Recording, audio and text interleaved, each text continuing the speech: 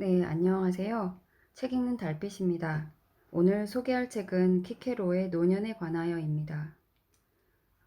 기원전 43년에 키케로가 할아버지가 되어서 쓴 글입니다.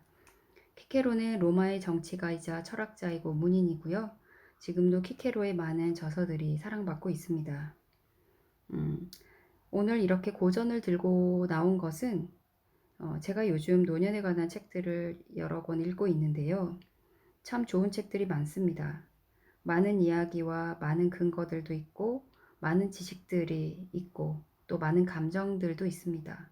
때로는 이것들이 도움이 되고 풍부하게 느껴지기도 하지만, 때로는 복잡하게 얽혀져 있다라는 느낌도 느끼게 되는데요. 이 책은 무척 간결하고 명료합니다. 그리고 기원전 44년에 쓰여진 내용임에도 불구하고, 지금 현재를 살고 있는 우리들에게도 모두 적용되는 내용이라서 매우 놀랍습니다. 음, 오랜만에 짧지만 명쾌하고 또 읽으면서 마음이 경쾌해지는 그런 책이라고 할 수 있겠습니다. 책에 대한 자세한 설명보다는 책에 있는 중요한 내용들 위주로 읽어 드리려고 생각하고 있습니다. 1, 2장에는 이런 얘기가 있습니다. 자신 안에 훌륭하고 행복하게 살 수 있는 수단을 아무것도 갖지 못한 이들에게는 인생의 모든 시기가 힘겨운 법이지. 사람들은 노년이 예상보다 더 빨리 슬그머니 다가온다고 말하곤 해. 우선 궁금한 건 잘못 예상하도록 누가 그들에게 강요라고 했단 말인가. 유년기에 청년기가 다가가는 것보다 노년기가 정말 더 빠르고 더 슬그머니 다가간다고 생각하는가. 네, 이런 질문에서 시작합니다. 사실 나는 내 또래들이 불평을 늘어놓는 것을 가끔 들은 적이 있다네. 자기들은 감각적 쾌락을 즐길 수 없게 되었는데 그러한 쾌락 없이는 살아도 사는 것이 아니라는 것이었고, 전에는 늘 자기들을 존경하던 사람들로부터 이제 멸시를 당한다는 것이었네. 그런 불평을 늘어놓는 것은 성격 탓이지 나이 탓이 아니란 말이다. 말하지만 늙어서도 절제할 줄 알고 까다롭지 않고 퉁명스럽지 않은 사람은 노년을 잘 참고 견딘다네. 한편 무례하고 퉁명스러운 사람에게는 나이에 관계없이 인생이 괴롭기 마련이네. 노년에 관한 최선의 무기는 학문을 닫고 미덕을 실천하는 것이네. 미덕이란 것은 생의 마지막 순간에도 결코 우리를 저버리지 않을 뿐 아니라 훌륭하게 살았다는 의식과 기억은 가장 즐거운 것이 되기 때문이네. 노년이 우리를 활동할 수 없게 만든다고 했던가? 어떤 활동을 이르는 말인가? 그것은 아마도 젊음과 체력이 필요한 활동이 아닐까? 그렇다면 몸은 비록 허약하지만 정신력으로 할 수 있는 노년의 활동은 아무것도 없단 말인가? 큰 일은 체력이나 민첩성이나 신체의 기민성이 아니라 계획과 명망과 판단력에 의해서 이루어진다네. 이러한 자질은 노년이 되면 더 늘어난다네. 기억력이 떨어진다고 했던가? 기억력을 훈련하지 않거나 날 때부터 아둔하다면 그럴 수도 있겠지. 나는 노인이 보물을 묻어둔 장소를 잊어버렸다는 말을 들여본 적이 없네. 열성과 관심만 남아있다면 지적 능력은 그대로 남아있다네. 농부들은 씨를 뿌리거나 수확을 하거나 곡식을 저장하는 등의 중요한 농사일이 진행되는 동안 결코 들판을 떠나는 일이 없다네.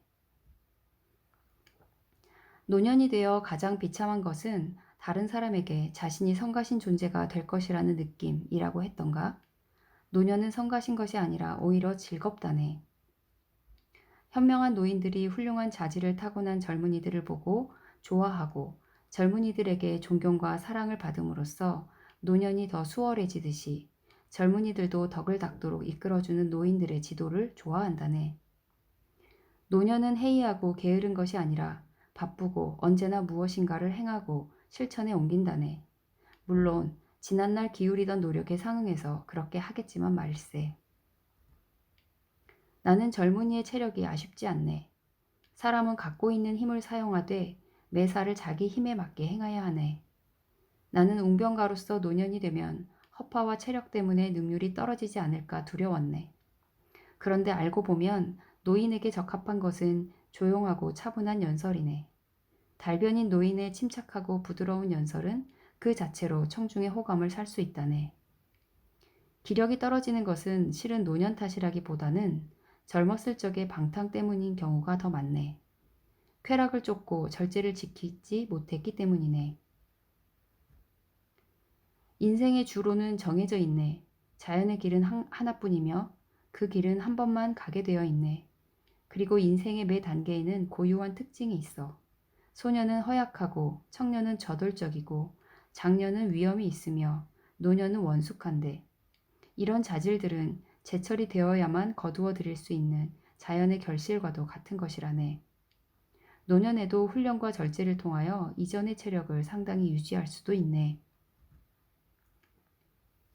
어떤 임무나 인생의 과업도 수행할 수 없을 만큼 많은 노인들이 허약한 것도 사실이네. 하지만 그것은 노년의 특징적인 약점이 아니고 나쁜 건강 상태의 공통된 약점이네.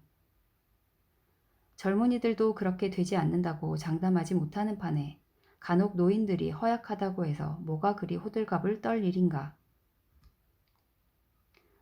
몸만 돌볼 것이 아니라 마음과 정신은 더 돌보아야 하네. 기름을 대주지 않으면 등불이 꺼지듯 마음과 정신도 노년이 되면 꺼지기 때문일세. 육체는 힘든 운동을 하면 지쳐 무거워지는 반면 정신은 활동을 함으로써 가벼워진다네. 우스꽝스럽고 어리석은 노인들이란 귀가 여리고 건망증이 심하고 무기력한 노인들을 두고 하는 말인데 이는 모두 노인이 그런 것이 아니라 경솔한 노인의 특징이라네. 마치 젊은이들이라고 해서 모두가 뻔뻔스러움과 격정적이지 않은 것처럼 말일세. 노년에는 감각적 쾌락이 없다고 노년을 비난하네. 하지만 이는 우리에게 주는 멋진 선물이네. 아르퀴타스는 연설에서 자연이 인간에게 준 역병 가운데 쾌락보다 치명적인 것은 없다고 했네. 우리가 이성과 지혜로도 쾌락을 거부할 수 없는 것이라면 우리가 해서는 안 되는 것에 욕망을 품지 않게 해주는 노년이야말로 진심으로 감사해야 한다는 것이네. 나는 대화에 대한 욕구는 늘려주고 마실 것과 먹을 것에 대한 욕구는 줄어주는 노년에 대해 진심으로 감사한다네. 확언하건대 정신적 쾌락보다 더 큰 쾌락은 존재할 수 없다네. 농경의 즐거움은 노년에 의해 방해받지 않을 뿐더러 현인의 삶에 가장 잘 어울리는 것 같네. 대지는 지불 명령을 거부하는 일 없이 자신이 받은 것을 가끔은 이자를 붙여 되돌려주기 때문일세. 내가 칭송에 맞이하는 것들은 어디까지나 젊었을 적에 기초를 튼튼하게 다져놓은 노년이라는 점을 명심해 두게나 노인들은 고집이 세고 불안해하고 화를 잘 내고 괴팍스럽다고들 하네. 알고 보면 어떤 노인들은 인색까지 하네.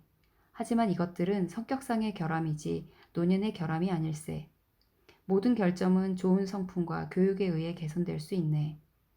형제 중 한 명은 성격이 까다롭고 한 명은 상냥하네.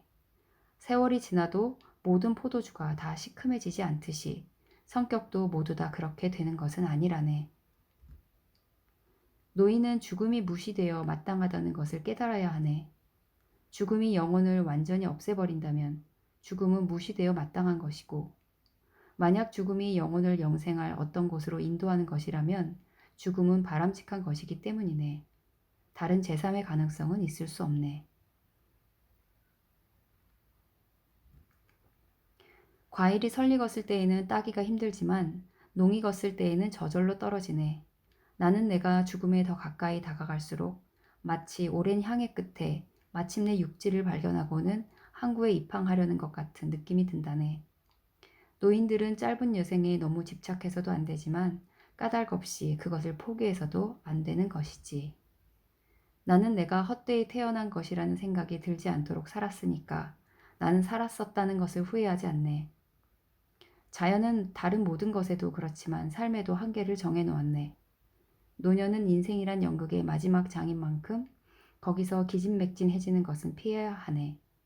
인생에 물렸을 때는 더욱 그러하네.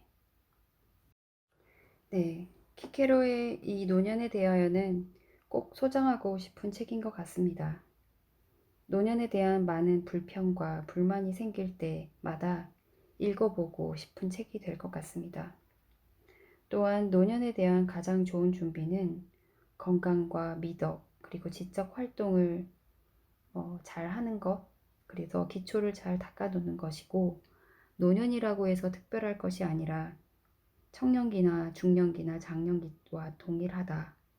단지 힘의 사용의 경중이 다르고 내가 써야 될 방향이 다를 뿐이다 라는 생각이 들었습니다. 감사합니다.